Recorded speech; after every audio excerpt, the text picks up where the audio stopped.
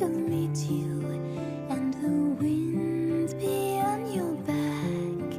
May the sun shine warm upon you, and the rain fall gently down. Hello, welcome back. Today we're at week 51 of the series. That will cover days 342 to 348. Or if you have the edition of the Road Rising that follows the calendar, then you'd be looking at December 7th to December 13th. Friend and Odyssey are moving together now as a team. Both are finding some real joy in the relationship. I mentioned last time that the dog was even called to help defend his master against a couple of men who are claiming ownership of that part of the trail in the name of their leader. We'll hear more about them next time, the way they resemble some of the authorities we come up against in the world around us. These are those who refuse to recognize God's authority and try instead to set up their own kingdoms in defiance. In the meantime, though, Friend has come into the rendezvous camp, where he finds that they too have encountered these usurpers and been forced to move. Of more concern is the fact that Steve, the site manager, has gone back to confront the strangers and hasn't returned. There's a felt need among the camp for leadership, and Friend is surprised to see who everyone seems to be looking at. Listen while I read from journal entry, December 10th, day 345. Lizzie handed me a bowl of stew, which seemed to indicate that the impromptu meeting had come to a close. The crowd went their separate ways, leaving Lizzie and me by the fire. Anansi had found a comfortable place to chew on his bone. "Lizzie?" I asked quietly. "What's going on here?" "Sit down," she said. "You eat, I'll fill you in." For the next hour, she told me about the side of rendezvous which I'd never seen before, the side where issues are discussed and decisions affecting the whole group are made.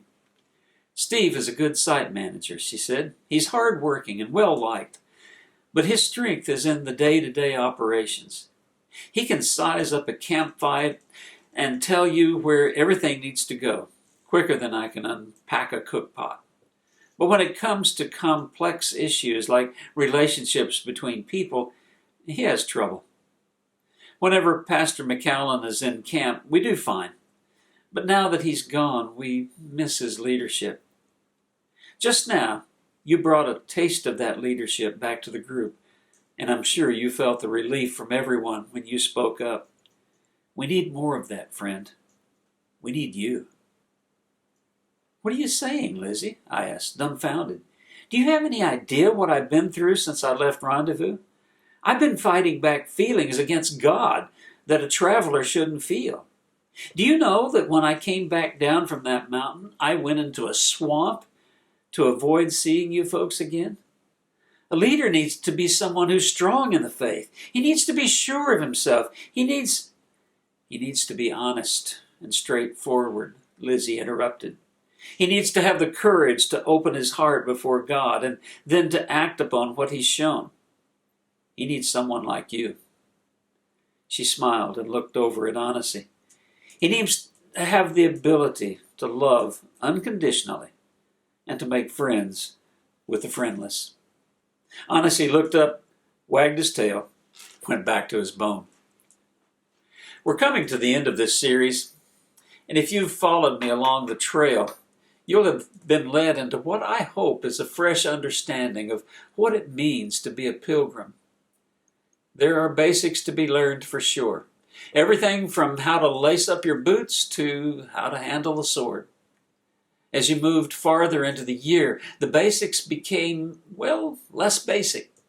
Issues like fear, doubt, loneliness had to be addressed. And when you felt like you pretty much had the course, you experienced loss and the unfathomable emptiness of life in the swamp. There you questioned the journey. You rebelled against the idea of obedience and even expressed anger at the one who set you on this course. But, and I pray it's true, you came up out of that swamp and back to the trail. Your strength was renewed and you manage to walk through the pain. Those scars you realize you'll have forever, but eventually they will be a source of strength for you, a reminder that God is faithful even when we are not. In the course of the journey, you began to look beyond yourself, finding those fishers out there who are headed in the wrong direction and need your helping hand. That led to even more opportunities for ministry among those whose experiences on the trail are not quite equal to your own. I hope you found a real joy in helping your fellow travelers, because now, as we move toward the end of this time together, I predict that you will find even greater opportunity to serve as a leader. Friend thought that his record of failure disqualified him from such responsibility, but in fact, it made him all the more valuable. It's pretty much impossible to lead people into places where the leader has not been yet. But I'm not talking about geography here. I'm talking about those situations where you've been tested and tried. You may look at those times as failures, but believe me, they were not. No, they were invaluable times of learning.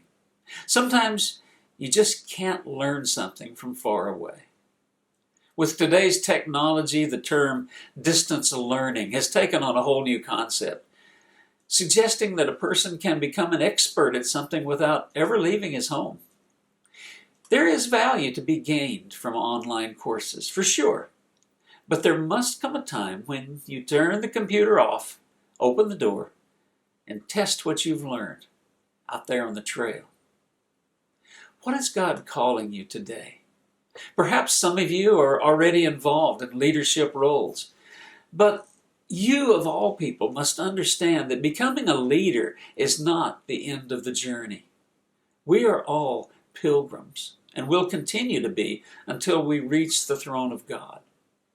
I don't know.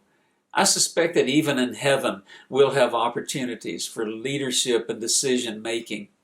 That verse in 1 Corinthians 6:3 has always fascinated me, where Paul reminds us that one day we will judge angels. Still working on that one. But until that time, be aware that you may be called to lead. And when you are, be prepared. Y'all come back now. Here. A fight broke out. They were overpowered and led farther into the forest to a crude fort that had been built. They were pushed into a stockade, but not before catching the sight of a body hanging on a gallows. Now the fate of Steve, the rendezvous site